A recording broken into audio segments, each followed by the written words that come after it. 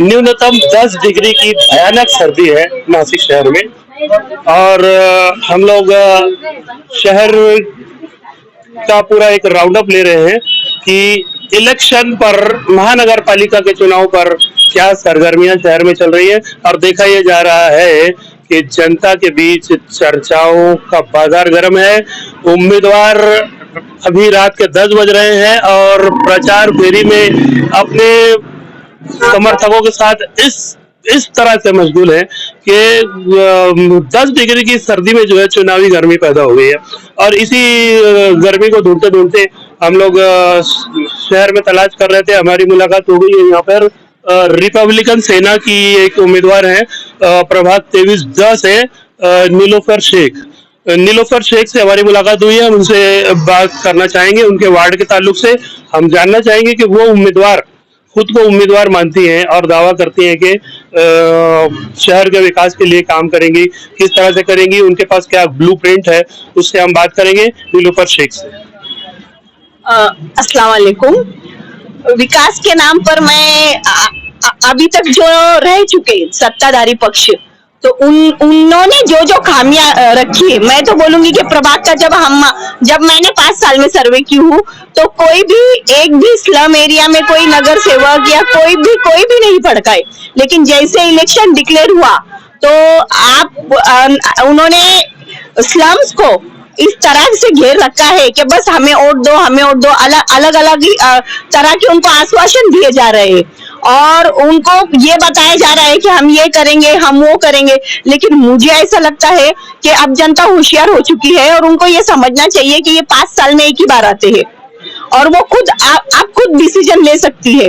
और मुझे लगता है कि अब अगर जनता को उम्मीदवार चुनना है तो ज्यादा से ज्यादा जो एजुकेशन की बहुत ज्यादा कमी है, तो जो एजुकेशन पर काम करे और पढ़ा लिखा उम्मीदवार हो, कोई भी हो, पढ़ा लिखा हो, जो कायदे का जिसके पास नॉलेज हो, और नगर सेवक बनने के बाद उसने क्या करना चाहिए वो सब उसको पता रहना चाहिए। तो ऐसे उम्मीदवार को चुनने में मतलब जनता ज्यादा से ज्यादा जोर दे।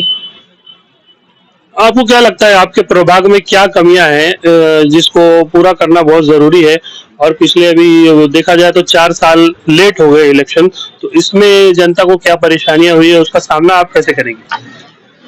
मेरे प्रभाग का मैंने खुद 7 साल से मैं मेरे प्रभाग में खुद एक सोशल वर्कर बोलकर मैं काम कर रही हूँ।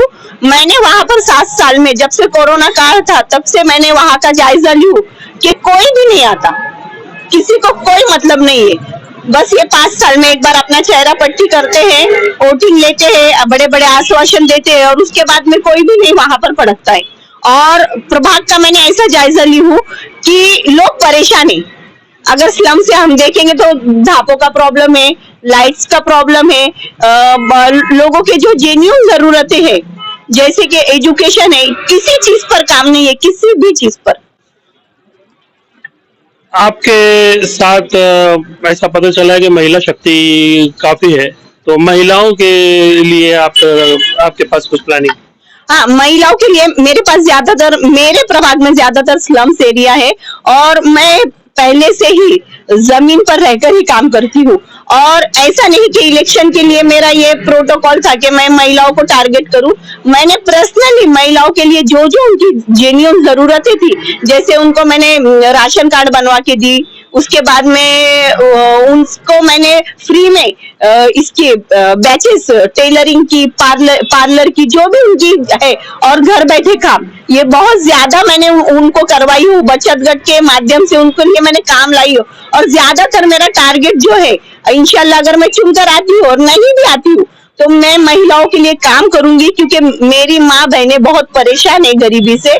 तो उनके लिए घर बैठकर क्या हम कर सकते हैं काम, वो उस पर मेरा ज्यादा ध्यान रहेगा और एजुकेशन पर। हेडलाइन पोस्ट की ओर से नीलोफर शेख को हम शुभकामनाएं देते हैं।